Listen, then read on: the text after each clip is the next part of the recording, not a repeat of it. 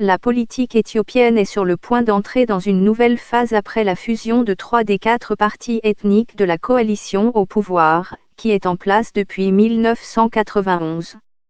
Le nouveau parti de la prospérité comprendra également d'autres alliés du Front démocratique révolutionnaire du peuple éthiopien, EPRDF, qui contrôle actuellement tous les sièges du Parlement. Le Premier ministre Abiy Ahmed, qui a soutenu le plan, a salué cette décision comme une étape cruciale dans la mobilisation de notre énergie pour travailler à une vision commune. Mais le refus du Front populaire de libération du Tigréen, TPLF, de faire partie du nouveau parti met en lumière les problèmes qui pourraient se poser au Premier ministre. Il sera confronté à son premier test électoral l'année prochaine, lorsque sa vision d'un pays unifié, d'une part, et ethniquement diversifié, d'autre part, sera soumise au vote. Mais le Premier ministre, au pouvoir depuis avril de l'année dernière, est déterminé à recréer et à rebaptiser le parti parce qu'il croit que l'EPRDF a une image ternie. La coalition a été formée en 1988 par des groupes ethniques luttant contre le dictateur Mengistu El Mariam. Elle a réuni le TPLF, le Parti démocratique Amhara, le Parti démocratique Oromo, ODP, et le Mouvement démocratique populaire du sud de l'Éthiopie. Tous les 4 avaient leurs racines dans les mouvements de guérilla marxistes, et bien qu'ils se soient éloignés de cette approche, l'EPRDF a défendu une large implication de l'État quand il s'agissait de développement.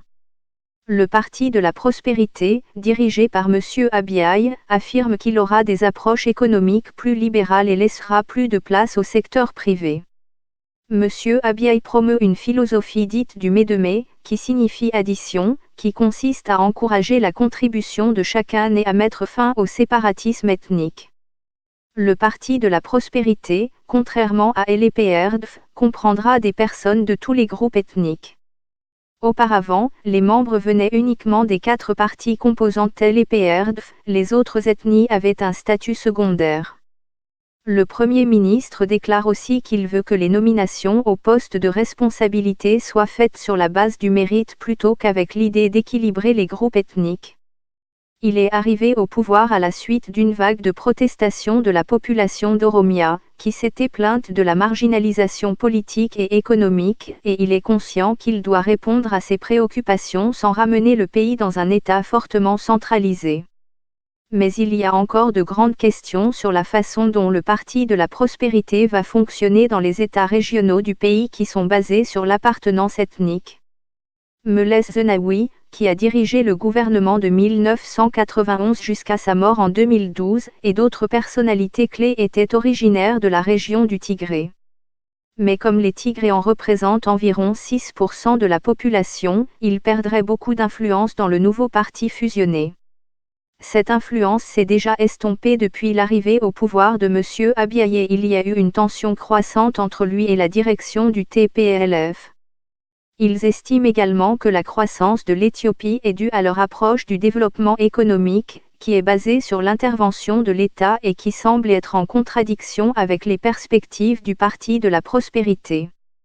Certains membres de l'ODP, que préside le Premier ministre, seraient inquiets que le nouveau parti conduise à une perte de leur identité.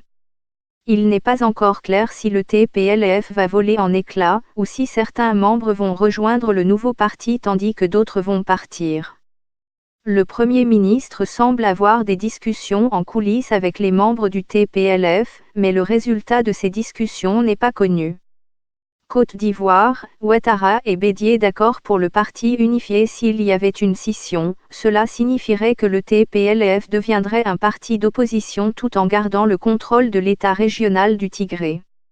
Cela pourrait conduire à une plus grande tension avec le gouvernement fédéral et, dans le cas le plus extrême, à la possibilité de la création d'un État tigré de facto séparé. Aux yeux de beaucoup de gens, quelle que soit l'ampleur des réformes entreprises, le FDR reste associé à l'oppression et aux violations des droits de l'homme, ce qui serait problématique aux urnes. L'idée du nouveau parti a déjà eu une réaction positive chez certains, mais les dernières années ont vu tellement de changements qu'il est imprévisible de savoir comment les choses se passeront dans les urnes l'année prochaine.